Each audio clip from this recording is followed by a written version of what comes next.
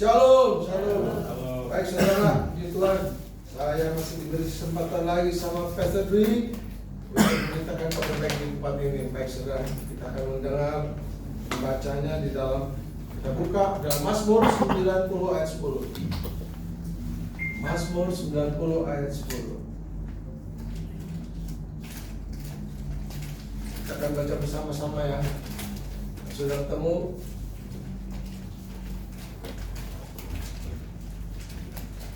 Mazmur 90 ayat 10.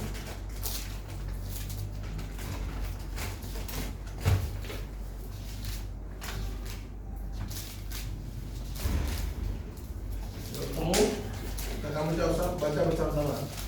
2, 3. Masa hidup kami 70 tahun, dan jika kami kuat 80 tahun, dan kebanggaannya adalah kesukaran dan penderitaan, sebab berlalunya buru-buru dan kami melayang lenyap. Baik saudara, kita akan membacanya. Pada hari ini saya beri tema khotbah saya adalah The True Offerings. The True Offerings apa saudara? Itu persembahan yang benar. Ya, persembahan yang benar adalah sesuatu yang akan kita bawa ke surga ketika kita bertemu dengan Tuhan Yesus, saudara. Amin. Ya, saudara, umur kita tidak ada yang tahu, saudara. Amin. Ada yang tahu di sini umurnya akan menjadi berapa? Nggak ada yang tahu ya. Tidak ada yang tahu, saudara. Ya. Nah, kalau menurut Alkitab, ya dikatakan bahwa sesuai Alkitab pulsa kita ini tinggal sedikit, saudara. Ya. Coba Alkitab katakan apa? Mencatat bahwa umur kita dikatakan tadi 70 sampai 80 tahun. Ya, 80 tahun. Ya. Coba saya tanya di sini, mungkin ada di antara kita yang udah umurnya di atas 50? Di atas 50? Ada? Wah, saudara, kalau di atas 50, kalau menurut Alkitab, kita nih pulsanya udah tinggal sedikit. Pulsanya udah hampir habis nih pulsanya nih, saudara. Ya, jadi jangan main-main, saudara. Jadi, tapi yang muda-muda juga jangan kegeeran dulu nih. Ya. Umur belum tentu, saudara. Ya, yang lanjut usia jalan duluan belum tentu, saudara. Ya. Banyak kita lihat anak muda aja ada yang lewat, ya. Anak muda lewat dulu, saudara. Kadang-kadang kita kaget, ya ini dia masih muda ya, jatuh udah lewat, ya. Jadi nggak ada yang tahu, saudara. Ya. Umur manusia nggak ada yang tahu. Jadi nggak ada yang tahu. Nah, saya bacakan di dalam 2 Korintus 5 ayat 7, 2 Korintus 5 ayat 1 dikatakan, karena kami tahu bahwa jika kemah tempat kediaman kami di bumi ini dibongkar, Allah telah menyediakan satu tempat kediaman di sorga bagi kita, suatu tempat kediaman yang kekal, ya, yang tidak dibuat oleh tangan manusia. Coba saudara, ya, ada nggak orang di sini kalau kita pergi nih berkemah nih, ya, berkemah, kita bikin kemah, tinggal di kemahnya kita bikin 100 tahun gitu. Ada saudara? Orang berkemah nggak ada ya saudara? Oke, nggak 100 tahun deh, 25 tahun deh. Ya, lebih ringan. Ada nggak orang berkemah 25 tahun? Nggak ada ya saudara, nggak ada. Jadi nggak ada, saudara. Karena yang namanya kemah itu sangat apa, saudara? Sangat singkat, ya? Sangat rapuh, ya nggak? Kemah itu sangat, kita berkemah itu nggak mungkin lama-lama, saudara. Paling udah 3 hari pulang, ya nggak? Nah, jadi dia umpamakan apa tuh kemah itu adalah tubuh kita, ya. Kemah itu tubuh kita yang kita diamin sekarang ini, ya, sementara, saudara, sementara, sangat singkat sekali, sangat singkat sekali. Jadi nggak ada kalau orang bilang, oh gue mau camping, mau berkemah nih, selama 5 tahun ya gitu, aneh kan? Aneh, saudara, aneh. Jadi Tuhan sudah menggambarkan bahwa kita adalah kemah, ya, tubuh ini adalah kemah yang tidak mungkin everlasting. Kekal, nggak mungkin, saudara, ya. Nah, di sini kan kita akan belajar ada 3 bekal yang akan kita bawa untuk apa, saudara? Untuk hidup dan kekal nanti di surga, ya. Yang pertama, kita baca di dalam Roma 8 ayat 29. Roma 8, ada yang bisa bantu? Roma 8 ayat 29, yang sudah ketemu tolong bacakan. Roma 8 ayat 29. Tolong bacakan, sudah ketemu.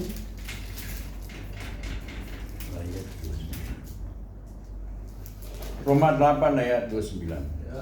Sebab semua orang yang dipilihnya dari semula, mereka juga ditentukannya dari semula untuk menjadi serupa dengan gambaran anaknya, supaya ia, anaknya itu, menjadi yang sulung di antara banyak saudara.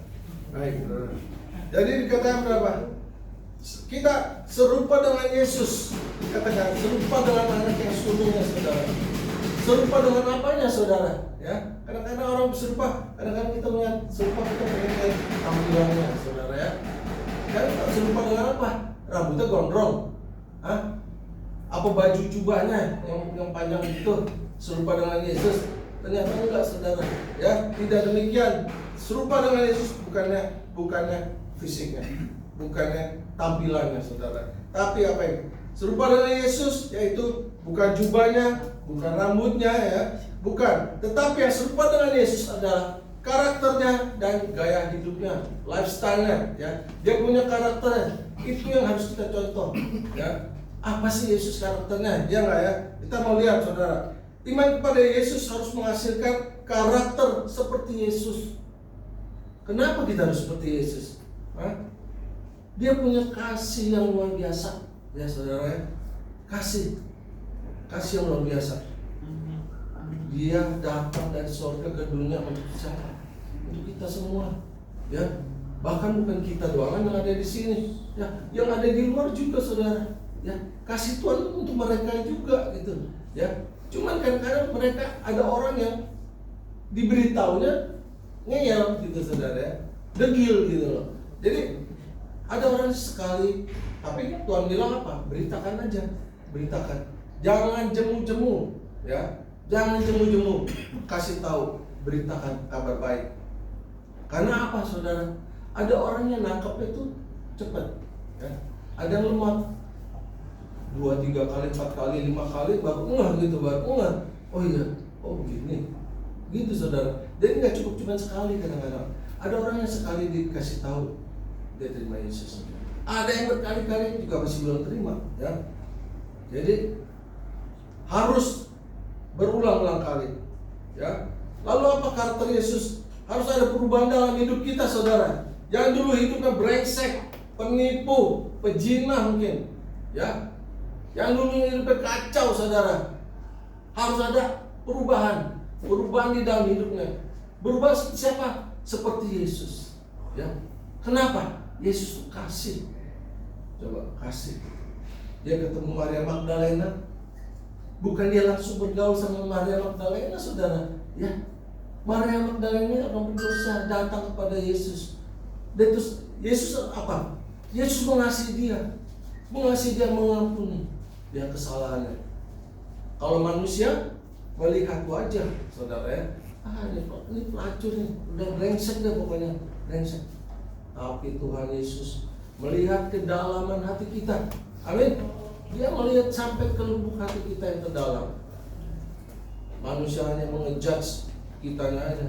Oh, ada orang tatoan, oh ini brengsek nih, ini pasti brengsek nih orang, ya. Kalau ada tatonya itu brengsek. Belum tentu, saudara. Belum tentu, ya. Saya setelah di Bali, saya tinggal di Bali kemarin ini, saya lihat, kalau di Jakarta memang ya, kalau lihat orang tatoan itu serem gitu. Saya jujur aja, saya juga serem. Kalau lihat orang tatonya banyak, begitu. Karena apa? Kalau di Jakarta ini orang pakai tato tuh ketantang yang ikut nyanyi, kayaknya dia jagoan gitu kan. Tapi kalau di Bali tuh, saya enggak, saya lihat dia tuh kayaknya art, ya. Seni, benar-benar kayak dia tuh seni gitu loh. Jadi kayaknya saya lihat beda banget ya di Jakarta sama di Bali. Kalau di Bali itu benar-benar kayak seni, gitu. Ya. Jadi yang dulunya hidup brengsek, penipu, berubah, ya. Berubah karakternya seperti apa, mau seperti Yesus, ya. Kita tahu siapa sih Yesus, ya. Dia mengasihi saudara dan saya, ya. Dia berkorban, menanggung rasa sakit, saudara, supaya apa? Kita selamat. Luar biasa, saudara, ya. Dalam hidup kita yang singkat ini, kita harus punya reputasi, saudara, reputasi yang baik. Yesus dalam pelayanannya nggak panjang-panjang, nggak lama-lama, saudara, ya. Dia melayani 3 tahun, tapi diberi mempunyai reputasi yang luar biasa, berdampak untuk dunia ini, saudara. Amin. Berdampak sekali buat saudara dan saya untuk dunia ini. Luar biasa, saudara. Demikian juga saudara kita, saudara. Hendaklah di dalam hidup kita yang sementara ini, yang Alkitab katakan sementara, kita harus punya reputasi yang baik. Punya reputasi yang seperti Yesus. Itu role model kita. Amin. Yesus role model kita. Kita dalam hidup singkat ini kita harus punya satu reputasi. Ya. Misalnya begini, saudara. Ada orang nyebut, lu kenal gak sama si Amri? Si Amri. Siapa tuh Amri? Oh yang anak STT itu. Bukan kenal. Dia baik orangnya. Oh dia baik. Wah dia orangnya disiplin, ya, rajin, ya. Coba luar biasa mas saudara. Kalau kita punya reputasinya baik, ya, ada orang menyebut nama kita aja, seneng nggak saudara? Seneng. Karena apa? Kita punya track record yang baik, ya kan? Yang bisa orang banggakan. Oh, lu kalau mau pakai dia boleh lah. Coba luar biasa kan? Luar biasa. Nggak usah kita yang promosiin, orang lain bisa promosiin kita. Kalau kita punya reputasi baik, ya. Tapi sebaliknya saudara, kalau kita punya reputasi yang buruk, ya, nggak usah kita yang promosiin. Orang lain promosiin kita aja udah nggak mau dekat-dekat sama kita lagi, ya nggak mau dia bergaul ke kita. Karena apa? Lu brengsek. Oh yang namanya si ini si A dulu jangan deh. Orangnya brengsek, tukang tipu, ya jangan main sama dia lagi dah. Hancur dah saudara, hancur. Reputasi itu penting saudara. Dan kerugian sudah di depan mata saudara. Kalau kita punya reputasi yang gak baik, kerugian ada di depan mata. Saya harap jangan ada di antara kita yang punya reputasi yang buruk ya saudara ya. Amin. Kita mau seperti Yesus. Amin. Ya. Kalau masih ada di tempat ini saudara, berubah. Ya. Kalau masih ada kita punya kelakuan yang masih kurang sesuai dengan Yesus, berubah, bertobat saudara ya, bertobat. Lalu yang kedua saudara, apa sih yang akan kita buat bekal kita sampai ketemu Tuhan Yesus nanti? Yaitu dengan perbuatan baik. Saya bacakan di Wahyu 14 ayat 3 dikatakan, Wahyu 14 ayat 3. Dan aku mendengar suara dari sorga berkata, tuliskan, berbahagialah orang yang mati di dalam Tuhan sejak sekarang ini. Sungguh kata Roh, supaya mereka boleh beristirahat dari jerih lelah mereka, karena segala perbuatan mereka menyertai mereka. Amen. Coba. Jadi perbuatan baik yang harus kita lakukan selama ini, berbuat baiklah. Usahakan setiap hari kita berbuat baik. Amin. Setiap hari, tambah hari, tambah umur, kita harus apa? Berbuat baik, ya. Kita pikirkan apa sih yang belum saya buat, ya. Perbuatan baik apa sih yang belum saya perbuat gitu, ya. Coba pikirkan. Jangan pikirkan yang buruk-buruk. Jangan pikirkan yang negatif, saudara, ya.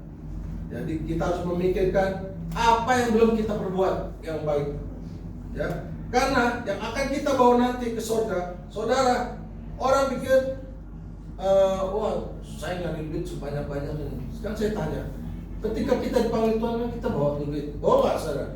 Tidak ya saudara, tidak dibawa saudara. Karena yang akan kita bawa nanti ke surga bukan mobil, bukan deposito kita, saudara ya, bukan rumah yang mewah kita, saudara. Tapi apa? Perbuatan baik kita. Perbuatan baik kita. Nah, kita katakan tadi perbuatan baik, perbuatan kita akan mengikuti kita. Ya, itu yang kita bawa ke surga. Nah, di dalam Wahyu 14 ayat 13 dikatakan, dan aku mendengar suara dari surga berkata, tuliskan, berbahagialah orang-orang mati dalam Tuhan sejak sekarang ini. Sungguh kata Roh, supaya mereka beristirahat dari jerih lelah mereka, karena segala perbuatan mereka menyertai mereka. Jadi bekal yang akan kita bawa ke surga adalah perbuatan baik kita, saudara ya. Memang kita selamat bukan karena kita berbuat baik, saudara ya. Perbuatan baik kita tidak menyelamatkan kita, saudara. kalau kita tidak di dalam Yesus. Ya, memang kita disuruh berbuat baik setelah kita menerima Dia sebagai Tuhan dan Juru Selamat. Setelah dosa kita diampuni, dosa kita ditebus sama Tuhan, berbuat baiklah. Ya, jadi bukan berbuat baik untuk bayar kita masuk surga, bukan, saudara. Karena saya sudah diampuni dosa saya, karena Yesus sudah mengasihi saya dibebaskan dari segala hukuman dosa, maka saya berbuat baik. Ya, jadi jangan terbalik, saudara. Dunia pikir, oh berlomba-lomba berbuat baik supaya apa, saudara? Dosanya diampuni. Bukan, saudara, nggak begitu. Ya.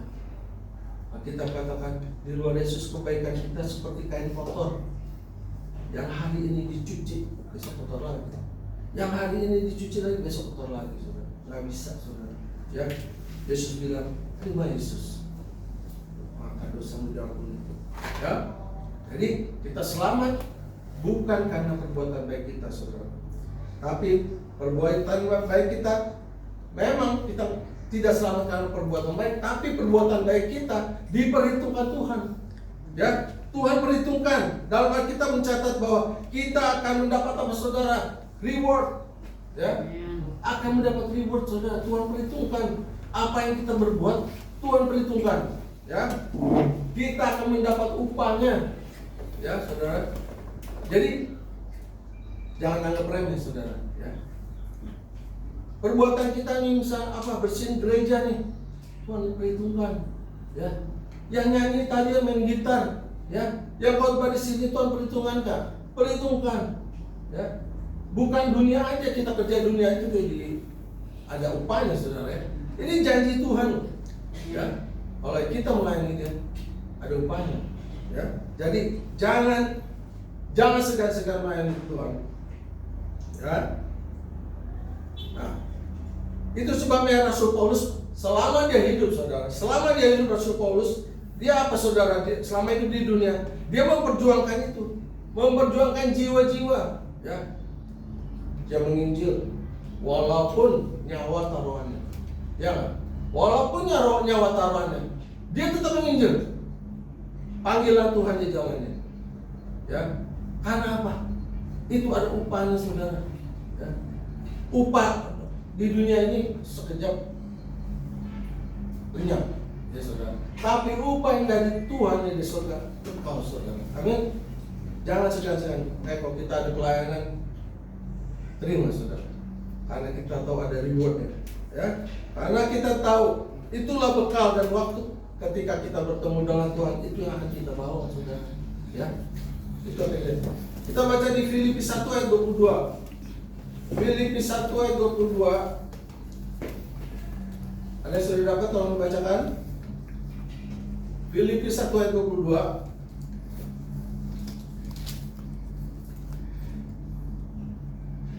Ya, saya harap kita juga aktif juga, ya, di dalam ibadah ini. Kita siapkan Alkitab kita. Filipi 1 ayat 22. Ya. Tetapi jika aku harus hidup di dunia ini, itu berarti bagiku bekerja memberi buah. Jadi mana yang harus kupilih? Aku tidak tahu. Nah, saudara. Jadi kalau kita hidup, dikatakan kita hidup harus memberi buah. Kita hidup harus memberi buah. Jangan sia-siakan hidup kita. Ada orang yang menyanyiakan hidupnya, ya. Dia mabok-mabokan, dia ngobat seenaknya ini gitu, ya. Ada gunanya nggak, saudara? Tidak ada gunanya. Itu menyia-nyiakan hidup namanya. Ya, dia pakai hidupnya sesuka hatinya. Ya, ingat, saudara, hidup kita sangat singkat. Jangan main-main dengan hidup kita. Jadi apa artinya buah? Buah itu adalah sesuatu yang bisa dinikmati, saudara, ya. Ya dong, kalau kita kesana buah mangga, saudara. Apa yang kita inginin sih kalau kita menanam buah mangga? Kita pengen buahnya, kan? Ya, kita pengen rasa manisnya. Ya, pengen buah itu kita menikmati gitu, saudara. Demikian juga itu, saudara dan saya. Ya, menjadi kehidupan yang bisa dinikmati oleh orang lain. Biar hidup kita ini berarti. Jangan hidup kita nih ditakutin orang, ya, disegani, disegani bukan karena segan apa maksudnya menghargai, disegani takut sama orang itu. Karena apa saudara? Tingkah lakunya buruk. Kita jadi nggak mau bergaul sama orang buruk kan? Ya. Jadi jangan hidup kita tidak berarti. Kita harus menghasilkan buah. Pernah nggak kita ngalamin nggak bilangin, wah terima kasih ya Ci, terima kasih ya kok. Bilang, waduh hidup saya jadi lebih baik nih karena Ciko. Seneng nggak? Seneng nggak? Keren nggak? Keren saudara. Ya, kalau kita, apa hidup kita, ada orang yang bilang begitu sama kita, keren nggak? Wah keren sekali saudara ya. Hidup kita berarti, hidup kita ini berbuah namanya, ya. Memberi orang bisa menikmatinya. Ada satu keuntungan yang orang lain terima, ya. Jadi hidup kita harus berbuah dan bisa dinikmati orang. Jadi ada orang juga bilang, ya, terima kasih Pak, terima kasih melalui Bapak saya dapat pekerjaan Pak. Ya, tadi saya nganggur Pak, ya, tapi setelah saya bertemu Bapak, saya dapat pekerjaan Pak. Saya bisa ngasih makan keluarga saya Pak, anak istri saya Pak. Luar biasa saudara, luar biasa saudara. Hidup kita berarti, ya, berbuah namanya. Jadi berarti berbuah. Jadi jangan lewatkan satu hari pun tanpa berbuat baik saudara. Ya. Coba bangun tidur pikirkan apa yang harus saya lakukan, apa yang saya harus perbuat sehingga orang lain bisa merasakan hasilnya, gitu loh. Ya nggak? Jadi kita harus pikirkan, gitu. Kalau ada orang yang memerlukan bantuan, bantu saudara. Kadang-kadang kamu pikir begini, ya gue sih nggak punya duit ya. Orang tuh kadang-kadang kalau bantu orang tuh pikirannya duit, ya duit terus saudara. Sebenarnya nggak begitu kan. Kita punya tenaga bisa nggak bantu orang? Bisa. Kita bisa tolong orang. Kita punya mulut nggak? Punya mulut. Apa? Nasihatin. Beri jalan keluar. Lu mestinya begini. Ya. Bisa. Tolong orang. Tidak tergantung dengan uang terus saudara ya. Kalau memang kita ada uang, nggak apa-apa. Ya memang kita ada uang, bantu. Nggak ada uang ya kita bantu apa yang kita ada sama kita. Tuhan kasih talenta kita banyak tuh, ya nggak? Ada yang mendoakan, ya. Mendoakan juga menolong orang, menguatkan dia. Ketika di dalam kesusahan, di dalam sakit penyakit, kita doain. Jadi hidup kita berarti, ya, hidup kita berguna buat orang lain. Jadi selama kita membantu orang lain, jangan segan-segan berbuat baik, ya. Kalau dipikir-pikir ya, sampai saat ini aja nih, kita ada sampai saat ini nih, karena pertolongan Tuhan. Ya nggak saudara? Ya nggak? Kita ada di tempat ini nih, karena pertolongan Tuhan. Dari kita lahir sampai saat ini nih, itu hasil pertolongan Tuhan. Amin. Kalau bukan pertolongan Tuhan, mungkin itu nggak ada. Ya, ketika kita susah, tiba-tiba ada yang nolong kita. Ya, ternyata Tuhan kirim nolong buat kita. Ya, ada orang bilang gini, saya mah capek nolongin dia terus, bosen saya. Ya itulah, nolongin orang berkorban, ya nggak? Coba, kalau pikir-pikir nih. Sampai hari ini aja kita ada di sini. Tadi saya bilang karena pertolongan Tuhan kan. Sebenarnya Tuhan bosan nggak sama kita? Jengkel nggak sama kita? Jengkel banget sebenarnya secara manusia saudara. Tapi karena kasihnya ditolong terus. Padahal kita udah degil, ya kan? Nggak denger-dengeran. Ke gereja aja males, ya kan? Nah, diajak ke gereja aja males. Coba kalau rutin kita capek nggak nolong orang kayak gitu? Capek. Tapi Tuhan luar biasa saudara. Dia menolong setiap kita dalam kesulitan, dalam susah dan senang, dia menolong saudara saya. Ya, itu yang karakter Tuhan yang harus ada pada hidup kita. Ya, jangan jemu-jemu berbuat baik, karena dia datang dari surga, susah-susah, mati di kayu salib, ngorbanin nyawanya untuk kita. Kalau nurutin kesel, jengkel. Ini kita ini orang berdosa nih, ngapain istilahnya, udah sampah istilahnya, istilah kan udah nggak ada artinya lagi. Tapi karena kasihnya, dia datang buat saudara dan saya. Wah, luar biasa saudara. Jadi ketika kita bisa mendoakan, bisa menasihati orang pikir gini, kalau doakan tuh, panggil Pak Pendeta dong, doain. Coba, sekarang saya mau tegaskan sekali lagi, kita sebagai anak Tuhan setelah diberi kuasa yang sama, saudara, amin. Kita diberi kuasa. Kalau ada yang sakit, kita juga bisa doakan. Doa itu bukannya pendeta aja, bukannya penatua aja. Nggak ada tuh ditulis di Alkitab. Kalau ngedoain orang sakit harus pendeta, nggak ada tuh tulis gitu. Karena kita sudah diberi kuasa yang sama. Jadi mendoakan bukan hanya tugas pendeta, ya. Kita juga bisa melaksanakannya. Ya. Kita bisa melakukan sesuatu perbuatan baik, tidak selalu pakai uang. Ya. Lalu apa lagi saudara? Kalau kita kerja capek-capek di dunia ini, memang kita ada upah, ada gaji saudara ya. Ya. Tapi upah itu, upah di dunia ini terbatas, tapi upah di surga tidak terbatas. Amin saudara. Ya, itu akan kita bawa ketika kita berjumpa dengan Yesus. Itu yang kita bawa saudara. Segala apa yang kita berbuat. Ya. Kalau kita berbuat mendapat gaji buat makan, lalu dibuang ke jamban saudara. Di dunia ini gitu saudara. Udah kerja capek-capek, kita buat makan, ayo buang ke jamban saudara. Ya. Tapi perbuatan kita membantu orang, pelayanan, ya di gereja menginjil, dimaki-maki orang saudara. Kadang-kadang ya, kadang-kadang kita menginjil orang, kadang-kadang ada orang yang marah loh. Ada orang yang marah. Saya pernah saudara, saya lagi gunting rambut itu, saya ngobrol-ngobrol sama ada kok, dia orang Katolik saudara, orang Katolik, dia bilang dia kepahitan saudara, gue udah gak mau ke gereja lagi kan. Kenapa kok? Saya bilang kenapa nggak ke gereja lagi? Minta tolong aja sama pastor nggak tolong gue tuh. Kenapa? Tolong apa? Dia adiknya mau masuk sekolah SMA favorit di Mangga Besar, tapi dia mau minta surat nggak mampu sama pastor gitu, minta surat nggak mampu. Pastornya ternyata lupa atau bagaimana nggak bikinin, akhirnya adiknya nggak diterima di sekolah itu. Wah, dia marahnya setengah mati. Dia bilang, mama gua aja pelayanan di gereja itu, Van. Mama gua tuh setia banget di gereja itu. Tapi lu bayangin nggak, minta tolong begitu aja, pastor cuek aja tuh. Saya bilang, you boleh marah sama pastor, boleh kecewa saudara, tapi jangan tinggalin ibadah saudara. Karena apa saudara? Lama-lama kalau tinggalin itu kering.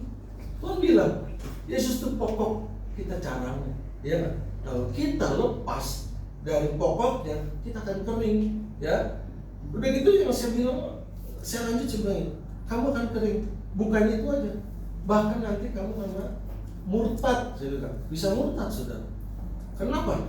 Karena dia punya istri orang Madura Muslim. Saya bilang, takut ini murtad, yuk masuk deh ikut istri yuk. Akhirnya keselamatan hilang, ya kan? Bisa hilang keselamatan. Dia marah saudara.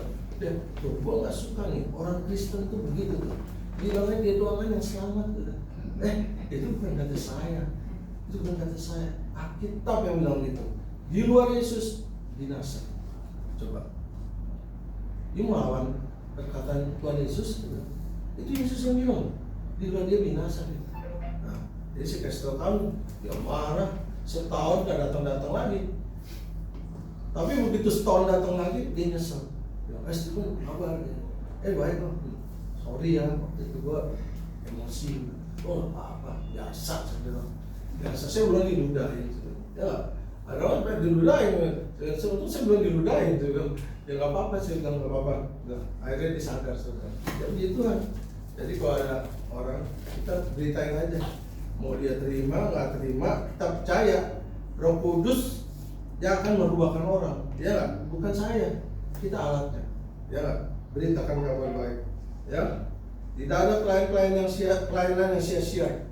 Semua Tuhan perhitungkan dan ada rewardnya. Amin. Beri kemuliaan bagi Tuhan. Haleluya. Haleluya. Jadi jangan segan-segan saudara, beritakan kabar baik. Ya, Jangan di gereja aja kita cuma datang pulang. Jadi kita berbuat sesuatu saudara, berbuat sesuatu untuk Tuhan. Apa aja deh yang bisa pelayanan asar ya lakukan, ya yang bisa nyanyi ya nyanyi, apa aja untuk kemuliaan Tuhan. Lalu yang ketiga dikatakan apa sih yang akan kita persembahkan ketika kita bertemu dengan Yesus, ya. Dan ketiga adalah jiwa-jiwa, ya jiwa-jiwa itu yang bisa kita persembahkan ketika kita bertemu dengan Yesus di surga. Kita baca di 1 Tesalonika 2 ayat 19 dan 20. 1 Tesalonika 2 ayat 19 dan 20. Kita bacakan. Sebab siapakah pengharapan kami atau sukacita kami kalau mahkota kemegahan kami di hadapan Yesus? Sukacita kami atau mahkota kemegahan kami di hadapan Yesus Tuhan kita pada waktu kedatangannya, kalau bukan kamu itu siapa? Jiwa-jiwa saudara, ya, jiwa-jiwa. Sungguh kamulah kemuliaan kami dan sukacita kami. Wow. Jadi Paulus berkata, orang-orang yang aku menangkan adalah sukacitaku. Jadi kalau kita menginjil sampai orang terima Yesus sebagai Tuhan dan Juru Selamat, itu harta kita yang akan kita bawa nanti ketika Yesus kita berjumpa dengan Yesus. Ini loh yang saya bawa dari sini. Jadi itu yang saya. Ketika nanti kita bertemu dengan Tuhan di surga, jadi ada jiwa-jiwa yang kita bawa untuk kita persembahkan. Paulus berkata, inilah mahkota kemegahanku. Jadi jiwa-jiwa itu mahkota kemegahannya, saudara. Ya.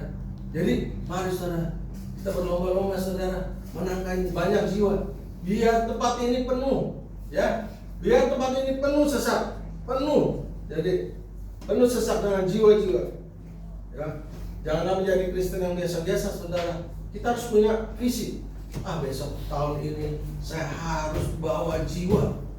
1 kek, 2 kek, ya nggak saudara? Bawa saudara. Harus kita punya visi itu. Saya harus bawa jiwa. Ya, jangan menjadi Kristen yang biasa-biasa, saudara.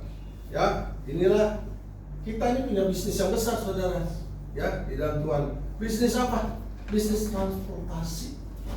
Coba, kita ini bisnisnya transportasi, saudara. Untuk apa, saudara? Membawa jiwa-jiwa. Ya, kita cari jiwa.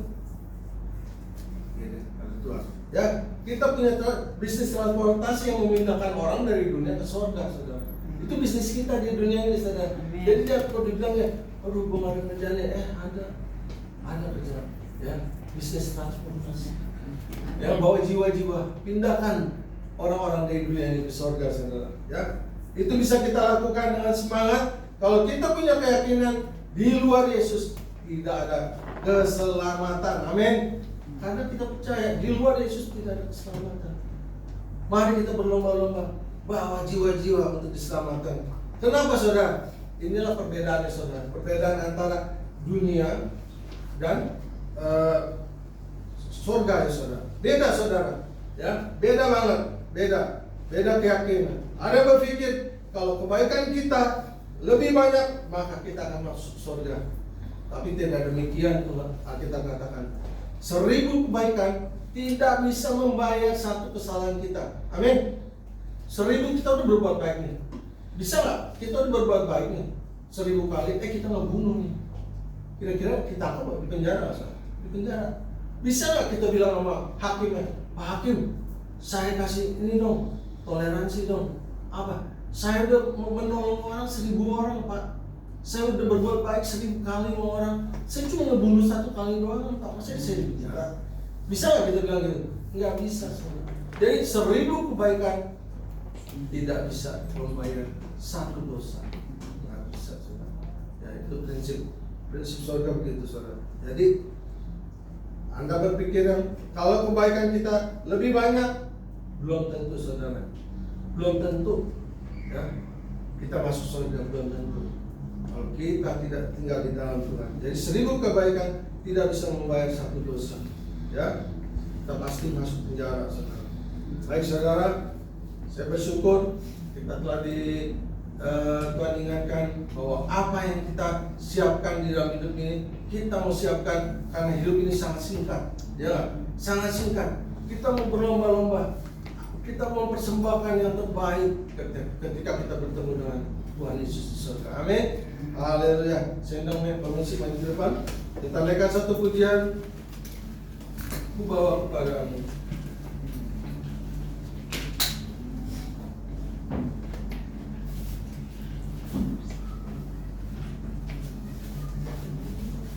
Haleluya.